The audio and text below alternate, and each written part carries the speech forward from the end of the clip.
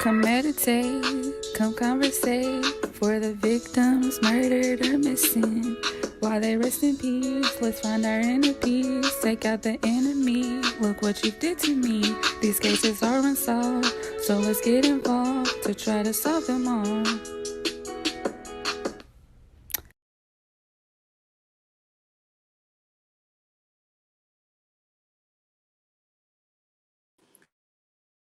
It, it's time for another episode of Meditation and Murder.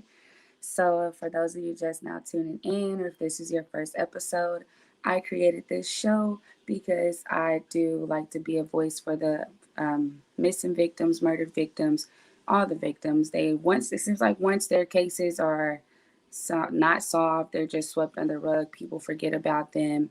And that's actually one of the things that the parents of one of the victims was saying. Like, she feels like it's just swept under the rug. It's on the news one day, and then next day nobody, they're flipping the channel like nothing happened. So I do want to continue to be the voice for them and to expose their cases so we can get them solved, get them found, whatever the case may be. I incorporated meditation with it just to help meditate and bring peace towards those family, peace towards us, for us listening to these, reading about these, all of that, just putting us back in a better head state after learning about these victims and bringing the peace for their families as well. So today my meditation fact is meditation makes you happier.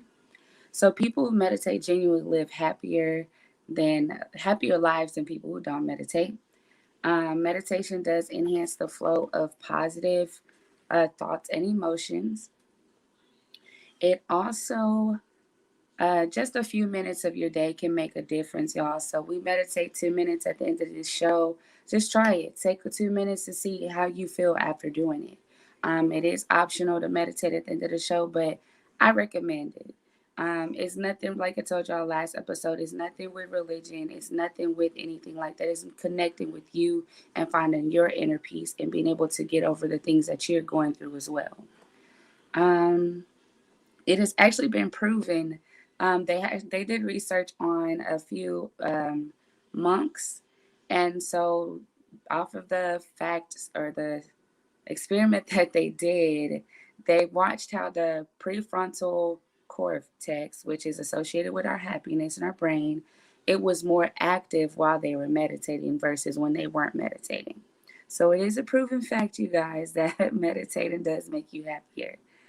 On that note, if you have any cases that you do want to hear about on the show or you want brought to the attention of other people, you can always send us an email at info.meditationandmurder@gmail.com. So I want to start with a few domestic violence facts. So did y'all know that on average, 20 people are abused by their partners every minute? 20 people every minute. So in a year, that equates to almost 10 million people a year going through domestic violence relationships, and that's men and women, and that's just in the United States alone. And then out of those domestic violence relationships, 1 in 5 kids are exposed to those. So there's kids that are in those situations as well. 90% out of those 1 in 5 kids are watching a parent or whatever it is, they're watching them be abused. So it's like this has to change. We have to break these curses. All of this has to change. The top 10 states of where abuse is, or the domestic violent cases are reported, because a lot of people don't report the cases. So where there has been, based off of reports that have been reported, the top 10 states are Oklahoma, Iowa, Kentucky, North Carolina, Nevada, Alaska, Arizona, Washington, Idaho, and Missouri. Some of those actually shocked me. But if you are a victim of domestic violence and you are watching this, or you know someone that's a victim of domestic violence, please give them the domestic violence hotline number. Contact them at 1-800-799-SAFE or 1-800-799-7233. So you guys, my first victim today is Akia Eggleston. So she is She was 22 years old at the time she was reported missing. She was reported missing on May 7th of 2017. She was last seen on May 3rd of 2017 in the Ann Arbor area of Baltimore City, Maryland. She was 8 months pregnant with her second child, and she also had a 3-year-old daughter. Again, y'all, she was reported on the 7th. This was after she did not make it to her baby shower gender reveal party that she had been planning for months for her second baby because she was excited to be having her first son. For her to be going missing, she was not supposed to be going anywhere. She was on bed rest because the baby was breached. So she was on bed rest. She wasn't supposed to drive or walk long distances. On the 3rd, the last day she was reported or last seen, because she was last seen on the 3rd, but she wasn't reported until the 7th when her dad didn't, like I said, her dad was at the baby shower and a few other relatives were there, and she never showed up. So on the 3rd, when she was last seen with a friend who was now deceased, and he or she had taken her to the bank, and she had taken out $572. She was supposed to be getting a new apartment with the child's father. So it was believed that that's what she was taking that money out of the bank for. After that, she's nowhere to be found. When they this is where it gets crazy, y'all. So when the first part of it is when they went to search when the police went to search her apartment, her furniture was gone. She was roommating with other people. Her bed was still there, but her dresser was gone and her clothes were gone from her closet, but her bed was still there. Mind you, she was on bed rest, so she wasn't supposed to be moving anything. So with her being so excited to have that baby, I don't know, but I would believe that she would not be moving anything, especially a dresser. Also, the cameras in her apartment complex at the time were broken, so there's no footage to show how the stuff got in and out of the apartment. The father of the unborn child, who she was supposed to be getting the new apartment with, didn't report her missing. He didn't show up to the baby shower, and he never contacted the family saying that he never seen her as well, and he was a family friend. Well, after they decided to hold a candlelight for her at her complex, they found her debit card while they were cleaning up everything outside of the candle lighting. So it comes to question like, was the proper search done? How'd the debit card get there? The father of the child had another girlfriend at the time, as well as other kids. So it just raises a lot of red flags on, was he the person that did it? Was the case looked into the proper way? Y'all, she was only 22 years old, 8 months pregnant, and had a 3-year-old daughter as well. So if you know any information, please contact the Baltimore FBI at 410-265-8090 or the Baltimore Police 410-396-2499. And here are a couple pictures of her as well, just to get her face out. And that way y'all know what she looks like. She's 4'11", so she's really small. And like I said, she was 8 months pregnant at the time of her missing. That's her and her baby bump.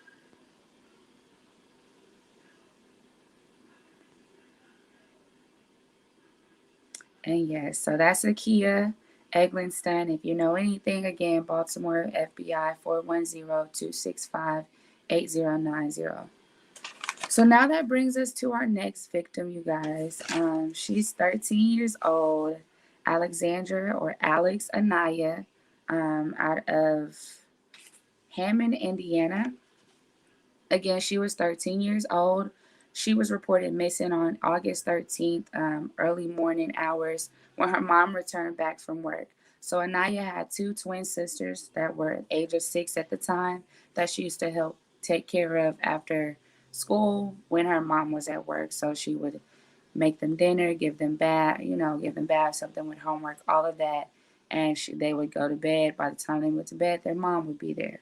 By this night, when her mom got there, her daughter was not there. Her twin daughters were there, but her oldest daughter was not there. 3 days later, her torso was found floating in the lake of Little Calumet River, or it's not the lake, Little Calumet River in Indiana. She was found by a family out fishing on a boat. Her body was found, like I said, in a bag, torso. No, her head has not been found.